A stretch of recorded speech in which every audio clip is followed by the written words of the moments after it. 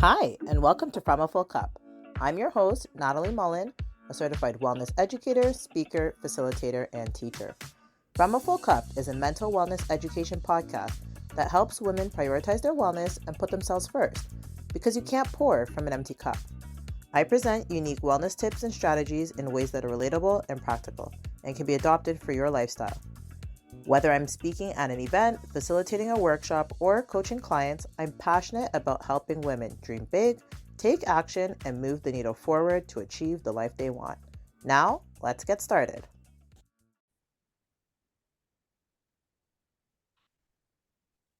Hi, everyone, and welcome to another episode of From a Full Cup. Today, I am so excited to have with me Renee Hastings. Renee, please welcome to the show. Please introduce yourself to the audience. Well, hello, Natalie. Thank you so much for having me on the show. It's truly an honor and a privilege, and I don't take it for granted. I truly appreciate you. But as you said, my name is Renee Hastings. I am the president and CEO of a virtual assistant service called Executive Help Now. And we started this virtual assistant service back in about 2015 or so. Really started to pick up in about 2019, just before the pandemic, which really kind of shot the business, so far ahead. But we basically provide virtual administrative support to small business owners and senior level executives. And we also provide podcasters with video podcast support, production support as well. Awesome. Well, I am so glad. Wow, that was amazing. First of all, that you had virtual assistant business before COVID, because Yeah. I think that a lot of people were just not tapped in. It's the same thing like Zoom. There were some people using Zoom before, but the vast majority of the world just wasn't. And then COVID put them onto it. So definitely happy for your business. And I have heard so much about virtual assistants within the last couple of years. And I'm just excited to share this with the audience because I think it will help them in their own needs. So I want you to share a little bit more with me. How did you come to create this company? How did you what made you be interested in virtual assistants and kind of providing the support and managing this all? And within that story, what was one major challenge that you had to overcome? Well, what got me started in the business? Well, I come from a family of, I'm going to call us hustlers. So coming from my grandfather was a hustler, my mom was a hustler. We have always just had this incredible work ethic. And I think part of that is because of where we're from. So my grandfather was from Mississippi. My grandmother was from Missouri. They met and they were sharecroppers. And they ended up leaving the South and moving to the North with their family to work land. In the area where we lived, we were the only Black family. And as the only Black family for miles and miles and miles, anyone who saw us knew that we were of that our family because we were the only ones. So because of that reputation that preceded us, everyone operated with a spirit of excellence in everything we did.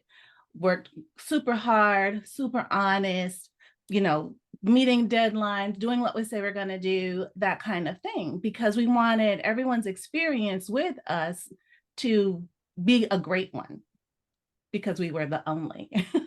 And so that just kind of trickled down over the years that what you do represents the family. So you must be excellent at everything.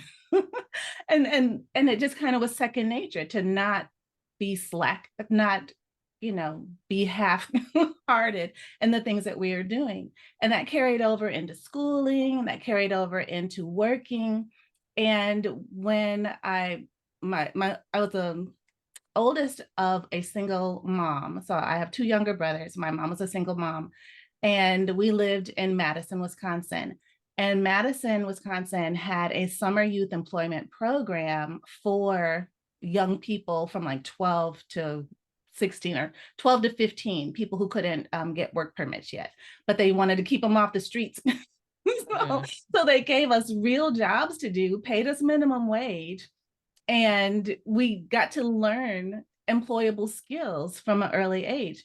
And so when I was 12, the program placed me at the Madison Urban League, and I got to help them create a library of all their books.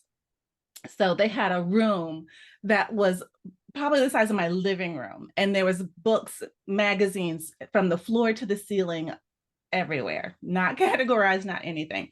By the end of the summer, all of those books were categorized, they were alphabetized, they were, I did all, all the things that make it a library. And I did it myself, and I was 12. And I was like, Wow. I like organizing. And so that's what my little 12-year-old mind said. So then at the following year, I'm 13, and they placed me in another job called NowRenee Temporary Services. I'm sure it's probably out of business by now. But this was independently owned and operated by a Black woman, and I was her assistant. And I got to hand out the application forms on a clipboard to the people who came in looking for jobs. And then they would give it back to me, and I would key their information into the computer. And I discovered then that the clickety clack sound of the keyboard was changing lives. I, by clickety clacking, entering this information into the computer, was helping someone get a job, and that with that job, they're able to take care of their families. And it just sat down in my spirit. So, how much I loved helping people and the feeling of satisfaction that it gave me. I made up my mind right then that one day I was going to run an office or own my own business. And so from there, I just continued to focus on business classes, learning all I could about business. And I started a career as an administrative assistant, or a receptionist and an administrative assistant, and then an executive assistant, and then an executive assistant to the C-suite. And that's what I did. And I became very, very good at it. And my executives really valued our relationship, and because of how I was able to anticipate their needs before they even knew they had them, because of all my years of experience. So when my children graduated from high school and I became an empty nester, I was like, I have all these skills, and now I have all this time. Maybe I should look into seeing, about getting my own clients for my own self and see, what that could look like. So I just kind of started telling everybody that I knew, telling my friends what I was thinking about doing. And they're like, oh, you'd be so great at that. Count me in. I'll be your first customer. And so that's kind of how it all started, from just Wow. young, and then it just kind of grew from there. And now I'm a business owner with, a team of virtual assistants that work with me. That's amazing. I love that the entrepreneurial spirit was planted in your mind from the age of 12. I think that as kids, sometimes there are things that deposit into us, and do we pay attention to it as we continue to get older, right? Because sometimes maybe that's supposed to be your purpose. Maybe that is your calling, even at that young age, even if you don't understand how it's all going to come together. So thank you so much for sharing that story. And like Sure. now, let's fast forward to today, because we find that there's many ambitious solopreneurs or entrepreneurs, small business owners who find themselves juggling numerous tasks. When you have your own business, especially when you start off, you don't have a team, you're doing everything. You're doing the delivery of the content or the product or the service, you're doing the marketing, you're doing the research, you're doing the accounting, you're doing all of the things. All And of that can be very exhausting. So how can virtual assistants effectively handle administrative responsibilities to allow solopreneurs to more focus on their core business strategies? What, like, I think a lot of times people don't even know, like, what exactly can a virtual assistant help with? Right, right, exactly. And that's the thing. So if anyone has ever had an assistant at work, and there's someone sitting outside their office or whatever, they basically tell them what to do that is something that they could do themselves. But because they get paid this amount of money, that's not the most valuable way that they should spend their time. So those things that are not bringing in money directly, to the company or to you as a business owner are things that should be delegated to somebody else. And when you do that, when you take those things off your plate, it gives you as an entrepreneur or as a manager time to focus on the strategy for the business, forward-looking planning things for the business, all of those things that take focus and your attention are the things that are going to eventually make the business money. And so anything else that's not that is what your virtual assistant can do virtually. Okay, that makes so much sense. And I like what you said about anything that's not bringing in revenue Right. because, you know, I'm a coach. So I'm not going to have a virtual assistant coach my clients because that's where my money is going to come from is my clients.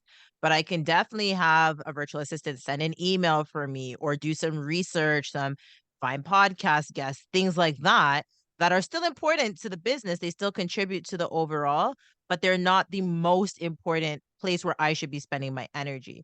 And I think a lot of times for solopreneurs, entrepreneurs, they want to grow, but they get weighed down with those administrative tasks. And so they don't even have the brain space to be able to think, how can I grow my business? Because they're bogged down with that. So that's exactly where it makes sense that that's where a virtual assistant can support. And, mental clutter, it can really hinder our overall wellness. So, can you provide examples of how virtual assistants can assist ambitious women professionals in decluttering their minds? What are some tasks that they can do that often cause unnecessary stress in your experience? For me, my experience has been um, email management. As a business owner or as a busy executive, most of us, even if we're not managers, so some just regular people get sometimes over 100 emails a day. Some of those emails are important. Most of them are not. But you still have to filter through all of the emails, every single message to figure out, okay, which one do I need to give my time and attention to? Which one has to be handled right this second? Well, the time that it's taking you to get to that one email is time that you could have spent working on your business plan or working on the strategy or working on a presentation to the board or whatever that looks like, developing an outline or whatever your thinking process is that you could have been doing. You weren't doing it because you're too busy clicking through all these emails. So email management is definitely something that we're happy to take off of your plate. We can be the ones to go through the inbox. We can be the ones to filter out the important ones from the not so important ones and just connect with you and send you just the ones that you need to have. And that way, instead of you having an inbox of 100 emails, you have an inbox of maybe 5 or 10. And that's a lot more manageable. It's a lot more doable. It definitely helps you to keep from being cluttering up your mind with unnecessary things. And further to the email management is calendar management, because a lot of times those important emails that come in are saying, hey, I want to meet with you. When are you available? Well, then now you've got to switch your brain over to, okay, what is on my calendar? When do I have an extra 30 minutes where I can squeeze this person in? You shouldn't have to do that. Send it to your virtual assistant, have your virtual assistant check your calendar, and have your virtual assistant respond to them with options of availability. When you don't have to focus on those things, again, you're decluttered, you're freed up to do the things that are important and bringing in revenue. On top of that, between email management and calendar management, those are the two most important things I think that clutter us. But a virtual assistant can work on projects for you, like you said, do research, help you find guests for your shows, actually set up shows, follow up with your guests, that sort of thing. They can handle all your billing and bookkeeping if you need that, and video podcast support, producing shows for you. All of that's possible virtually. Yeah, and I just noticed more and more I'm actually interacting with people's virtual assistants, and they'll often say like, "Oh, I'm so and so's VA," and then, connect with me. And I'm like, wow, like this is really becoming a very popular trend and the work still gets done. And I Yeah. have a question because, you mentioned managers. So is it that virtual assistants are only for entrepreneurs, or can people who don't have their own businesses still benefit from virtual assistants? Absolutely. So even if you are not an entrepreneur, you're not a solopreneur, you're not even a business owner, say you just work a 9 to 5, and your 9 to 5 is not 9 to 5, maybe it's 9 to 9, because there's so much to be done. We can also support you for your company. And that's one of the benefits of working with a virtual assistant. So if you are an employee of a company, then they basically will pay you a salary, a flat rate, or hourly, or whatever. And they also have to pay you benefits. They have to pay your vacation. They have to pay for your space. They have to, your square footage. They have to pay for your coffee, your paper, all of the things. All of the and you may not even work a full 8 hours a day. You might work, 6, chit-chatting with this, that, and the other person down the hall, in the kitchen, at the bubbler cooler, whatever. For the same work, you can actually get more done as a virtual assistant, because, and when you hire a virtual assistant, because that virtual assistant is working from home, you're not paying for her coffee or their coffee. You're not paying for their paper. You're not paying for their square footage or their office equipment. You don't have to pay for any time off. And so your costs are much less when you hire a virtual assistant to support your company, as opposed to hiring an actual, a FTE. Does that make sense? Oh, that does make sense. I never realized that companies, and I'm thinking like offices and stuff, would need virtual assistants. I always thought of virtual assistants as to support mostly service providers, actually. So this is just showing that there's different ways to use virtual assistants. And I think that's why it's important to have conversations and just listen, because sometimes just in hearing you realize like, oh, I never even knew that that was a possibility. So that is really helpful to know. And for people who wanna control everything, there's a lot, especially if you have your own business, this is your baby, right? Like, this is, Yeah. you're protective of it, you don't wanna just give over the reins. So it can be very challenging to delegate and to trust somebody else with your business. So how can women professionals overcome the mindset barriers and trust virtual assistants to handle critical aspects of their business? I love this question, because the root of it is getting to the bottom line of it all is self-care. When you, as a busy executive or business owner, recognize that you can't do it all, it's too much for one person, part of your well-being and part of you taking good care of yourself is handing things off to someone that you do trust.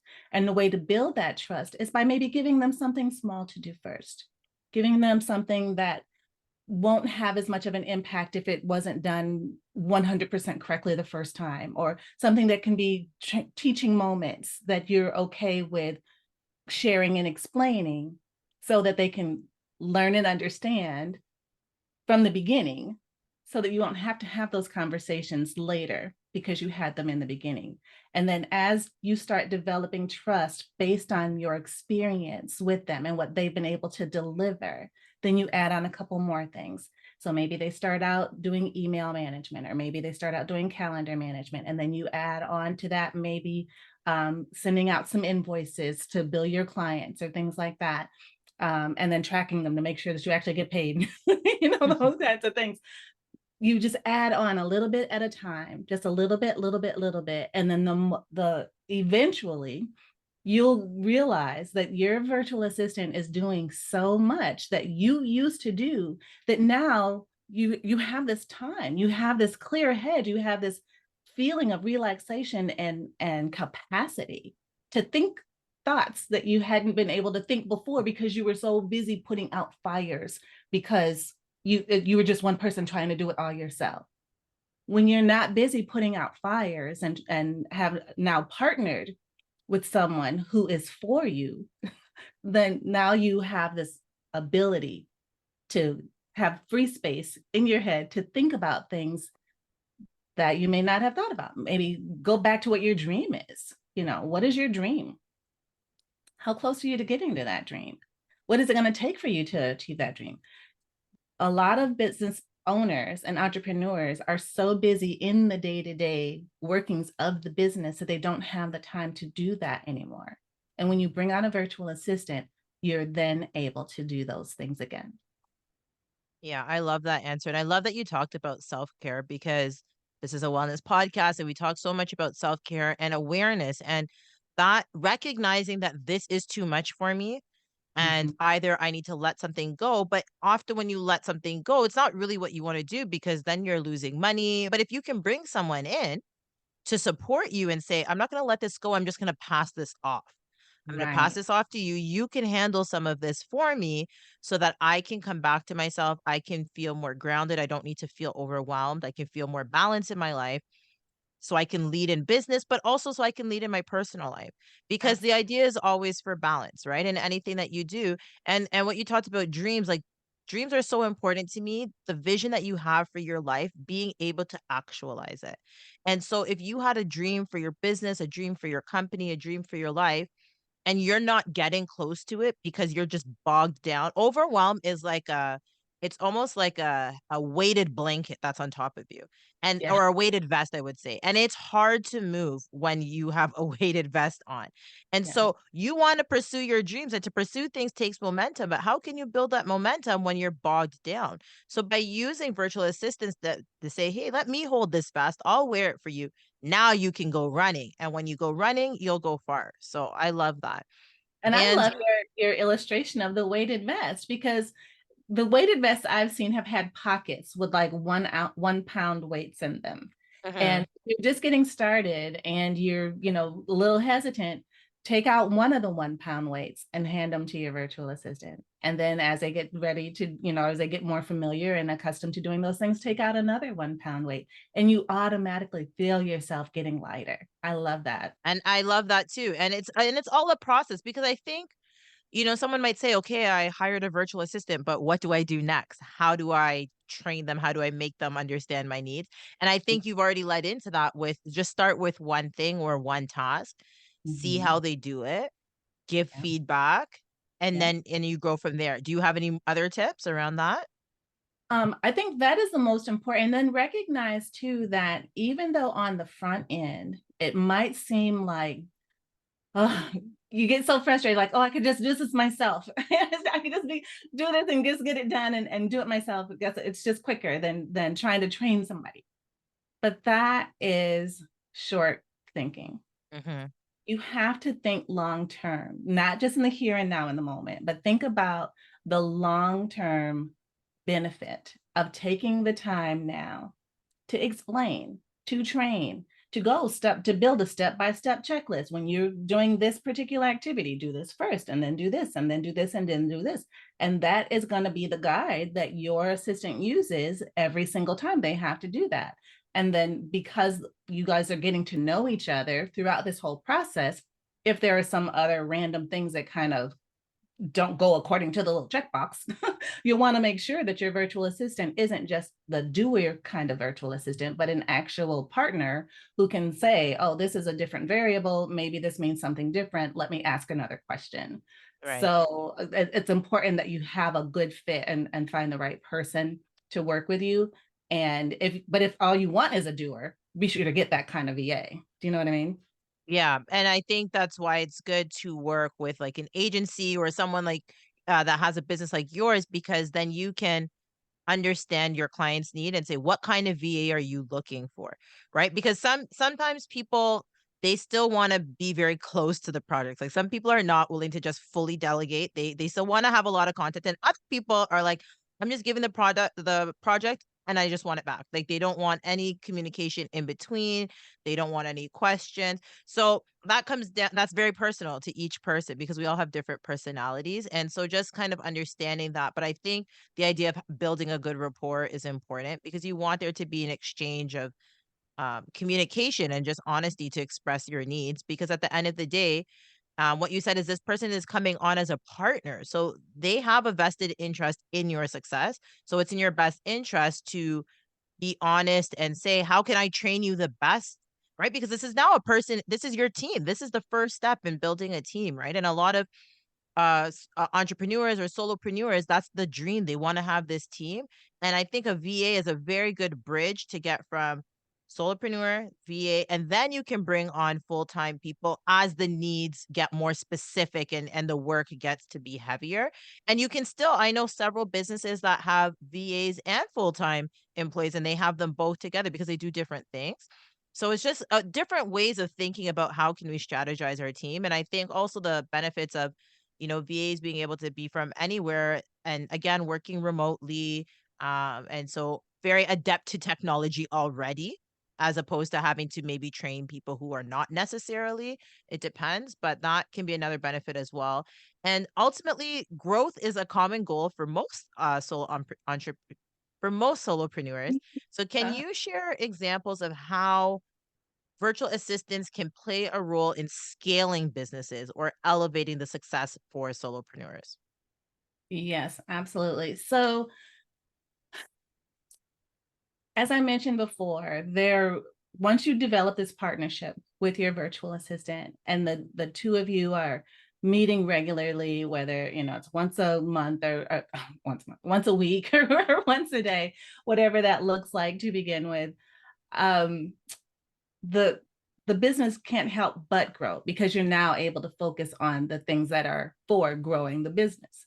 And so we have clients who have said to us, I could not be where I am today without your company. You guys have freed me up so much that now I can scale. I can actually, we have one podcast producer that we support. And because of the support that we provide him, he's been able to bring on new clients that he otherwise wouldn't have been able to bring on had we not lightened his load for him. And then we have other clients who have said, he was the one who said that I used to put out so many fires. I was always in putting out fire mode that I could not think about the future. I couldn't think about how to strategize. But now that I can, I'm this is our goal for Q1, this is our goal for Q2, this is our goal for Q3, and their business has grown because he's been able to put that focus on the strategic growth of the business, and it has grown. They've been able to bring in new clients and grow their book of business because we've been able to lighten their load so that they could focus on those things. And then we have other clients who we might do a newsletter for them and help them with their articles or writing things for them and or doing blogs, and they're sending it out to their constituents, and their constituents get back to them and say, wow, that looks really great. Wow, who did your newsletter? Those kinds of things. And so all of that helps him build relationships, which helps him build his book of business because it's Mhm. all about those connections that you already have, nurturing them, and then, sealing deals.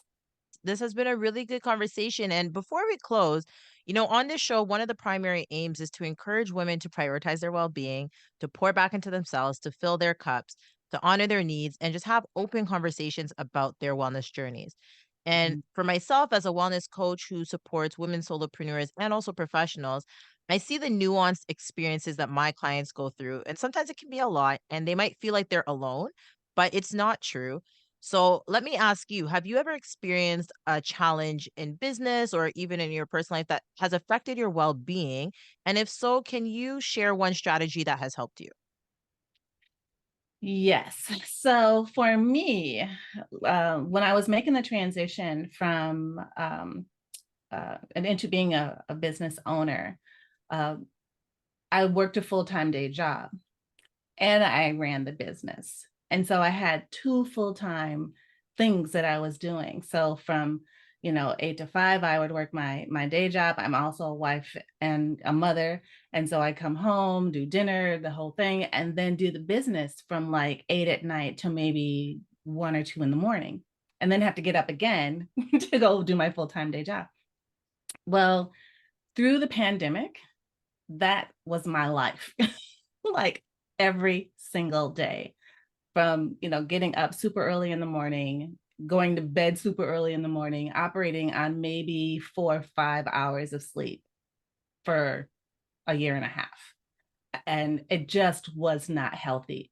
And my family, my uncle was saying, because he's like one of my mentors, and he was like, that's not sustainable, right? I was like, yeah, I know, but there's so much to do.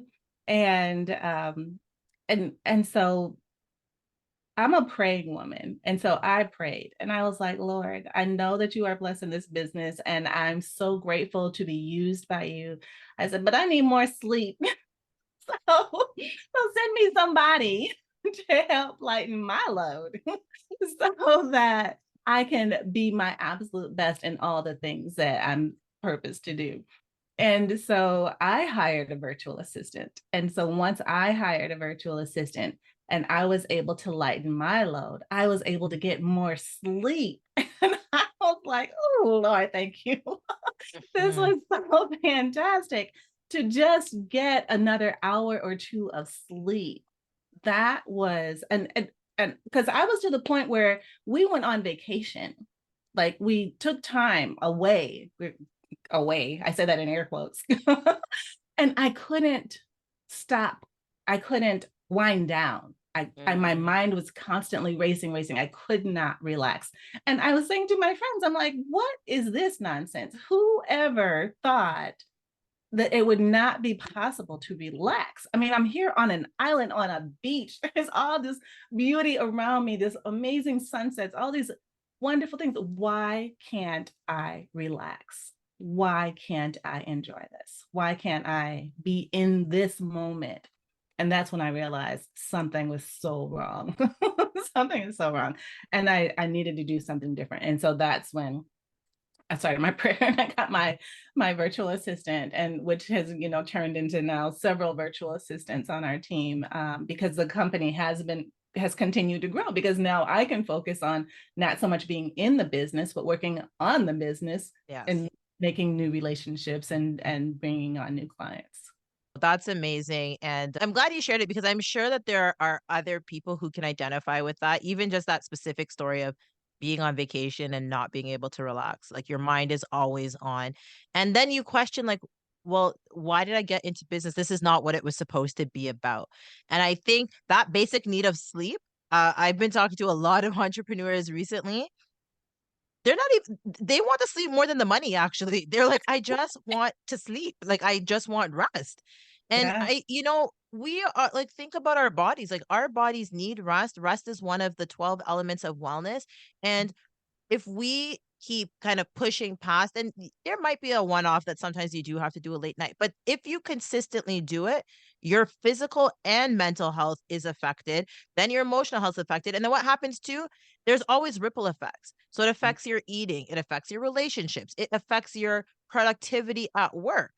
Right. So it's counterproductive. You think like, oh yes, I'm staying up late, I'm being so productive, but you get sloppy. Like I have noticed for myself, because sometimes I stay up late. It's usually only on a Wednesday night because that's when I'm doing my podcast editings. And I'm even this morning, I was like, no, we're making some changes because no, I can't go like this. But I've noticed that it'll take me longer to do something because I'm operating out of tiredness, right? Or I'll make mistakes. So I think recognizing that within yourself and saying, what can I do? Who can support me in this? How do I Mhm. go out of myself? Because I think a lot of times we think, okay, well, it has to be within us. But sometimes you just have to go outside of yourself and Right. find people who can support you so that you get to where it is you're trying to get to with the business. So Absolutely. I love that. And Renee, before we go, I just want you to tell the listeners how can they find you and learn more about what you offer? Well, thank you so much for this opportunity. So the name of our company is called Executive Help Now. And we can be reached on the website, www.executivehelpnow.org. I also have a personal website that shares all of my different socials for Renee Speaks, because I do speaking engagements as well to talk about these exact things, and wellness and productivity and the art of delegating, those sorts of things. So I have a podcast that I host every Friday called Renee Speaks. That also is similar to yours, to encourage women, female entrepreneurs, and business owners, to let them know that they're not alone on this journey, and that there's so many who have been before us who can help smooth our path so that we don't have to make the same mistakes, and can kind of get up that journey and up that hill a little bit quicker and a little bit easier, with less strain and stress. So ReneeHastings247.com is that website. And that's ReneeHastings 247.com. And that will point you in all the directions of the socials that we have available. Awesome. And all of those links are also in the show notes. So feel free to click on them and connect with Renee and see how a virtual assistant might be able to help you, even just to have a conversation. Sometimes you just want to ask some questions, and I'm sure Renee and her team are on standby and willing to assist you. So, Renee, thank you again so much for coming on the show. And until next time, everyone, continue to serve yourself, your loved ones, and your communities from a full cup.